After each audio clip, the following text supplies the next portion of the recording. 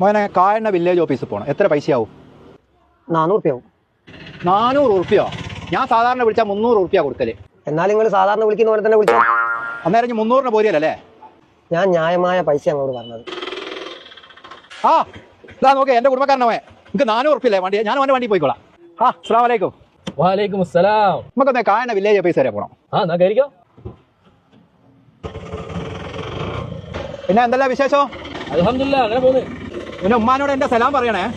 ഇൻഷാ അല്ലാഹ് പറയാം.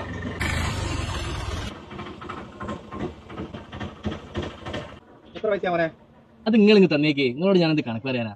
അങ്ങനെ ഒന്നും പറഞ്ഞാൽ പറ്റില്ല. ഇനി പണിയെടുത്ത പൈസ ആ കണക്ക് പറഞ്ഞ് ഇനി വാങ്ങണം. അങ്ങനെയൊന്നും ഇല്ല, നിങ്ങൾ തന്നേക്ക്. 500 റുപ്യ ഉണ്ട്. നിങ്ങൾക്ക് ആവശ്യമുള്ള ഇനി എടുത്തോ. ഇത് മതി. എന്നാ ഞാൻ പോട്ടെ. കുടുംബക്കാരെ വണ്ടി വിളിക്കുന്ന പരിപാടി ഇതോടെ